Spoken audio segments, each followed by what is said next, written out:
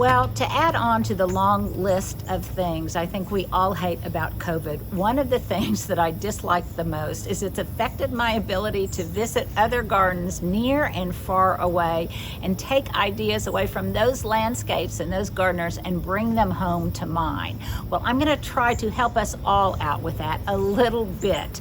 Over the next several, if not more weekends, I'm going to be visiting other gardens, or rather, they are going to show us their own garden spaces. There'll be videos of places and gardens from New Jersey to the Cotswolds to who knows where, and we'll be able to get a little glimpse into those gardeners' worlds and see what kind of personal stamp and signature touches they put on their own garden spaces.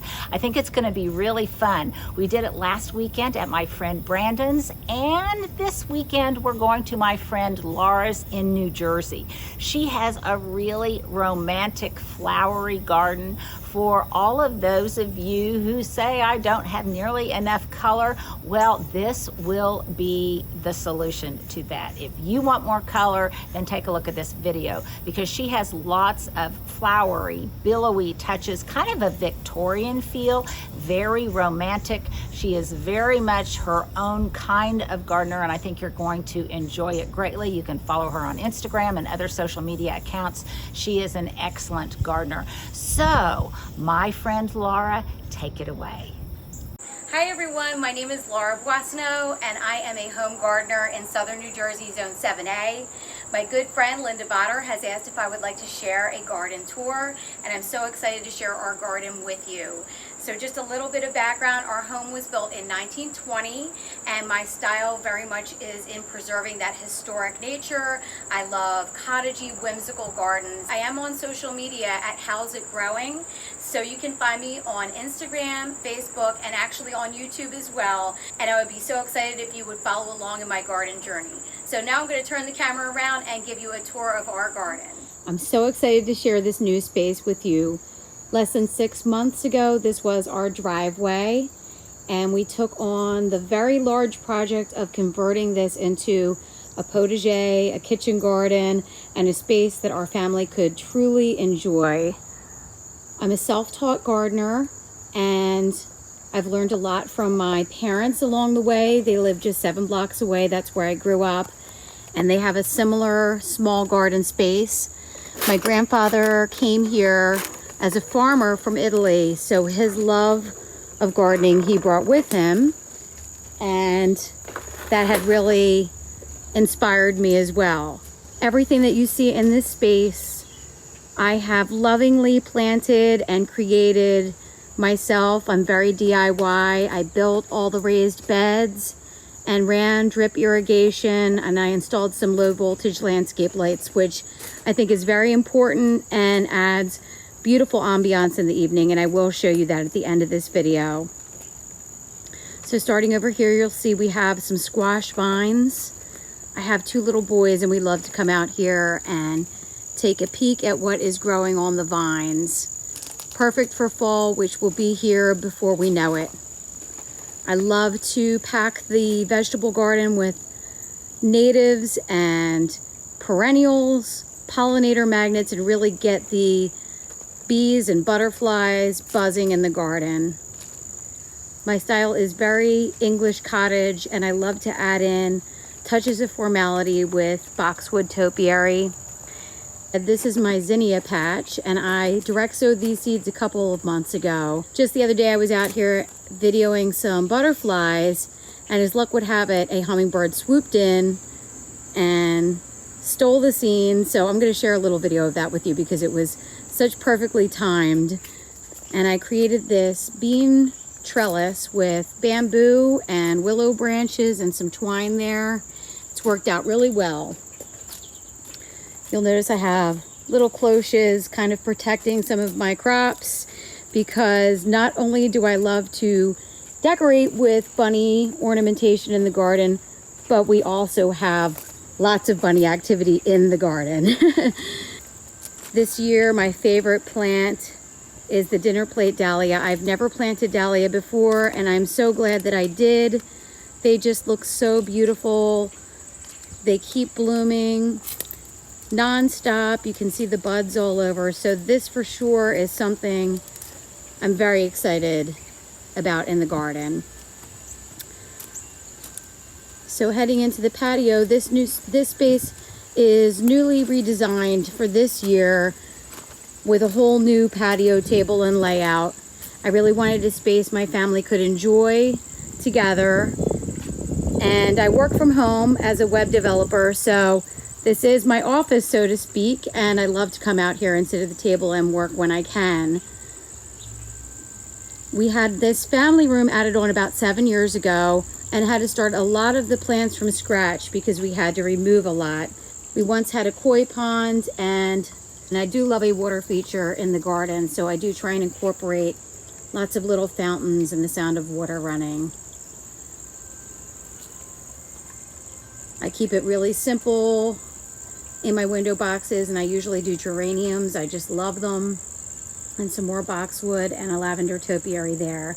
Lots of Vater inspiration in this garden, as you can see with the Myrtle and the Eugenia here. And another couple little Linda touches. I have a Pancake Arborvitae here. And a Eugenia Topiary there that I'm starting to form a cone top. It was a triple ball, so I'm starting to experiment with some different things. We just added this beautiful fire pit, which I just love. I think it's so clever that when it's not being used as a fire pit, you can use it as a little coffee table.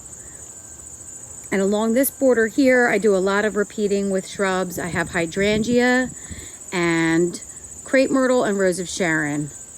And then in the back corner here, it's a lot more wild and free. I have some Echinacea and Gomphrena and some Gaura.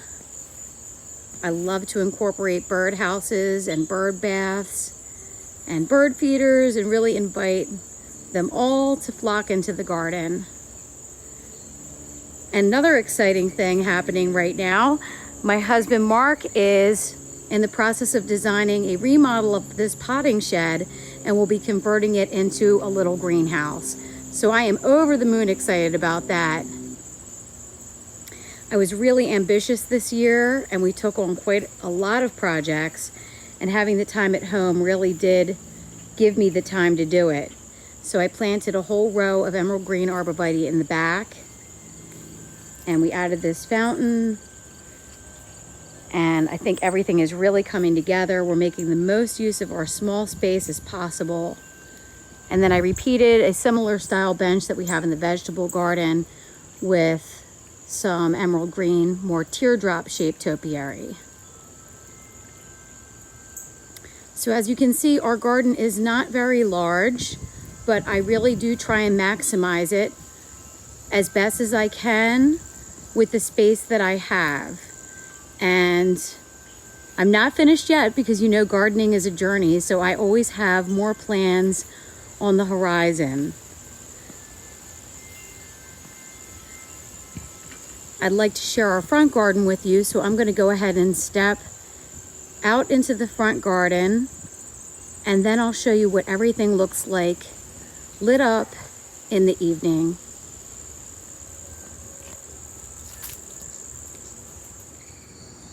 Welcome to our front garden. I wanted to show you one of the things that I did not too long ago, last September, in planting these baby gem boxwood up the path. I think that that is one of the best changes I've made in this front garden.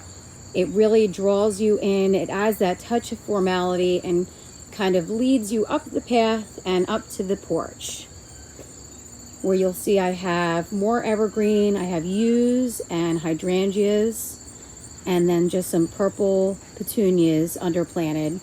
And I have that on both sides of the front porch.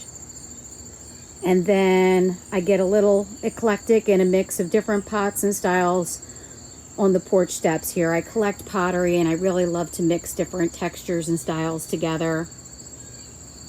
I usually go with my tried and true Begonia in our hanging baskets because they just work so well here, and I really love them. We get a fair amount of shade on this porch, so I like to use what works, and Begonia is the ticket. So you'll see I have that here by the front door as well. And what porch would be complete without the porch swing? When I first moved in, that was not there. So my dad installed that for me, and it's been here ever since. My favorite place to sit on the porch, and it has that nice creak to it now after all these years. Kind of like me. So you'll see just a simple layout here, a couple little rockers, and a plant stand with some geraniums.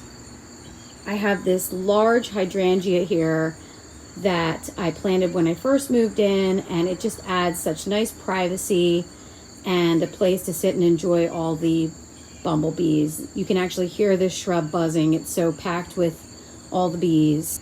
I'd actually like to take a step down and show you that a little closer. So again, very much in Linda's style, one of the things I did here was remove the lower branches of this hydrangea and create more of a tree form. Not only is it more architecturally pleasing to look at, but it also removes that heavy bulk that was getting in our way, because these shrubs do get massive. And it also allowed for me to plant underneath with some Weigela and some coleus. So that was definitely a good choice for this shrub. Well, thank you all so much for joining me in my garden today. And a big thank you to Linda for allowing me to share this tour with you. And once again, I am on social media. You can find me mostly on Instagram at How's It Growing NJ. I am on Facebook and also on YouTube. And I'd love to continue to share my garden journey with you. Thank you all so much for watching.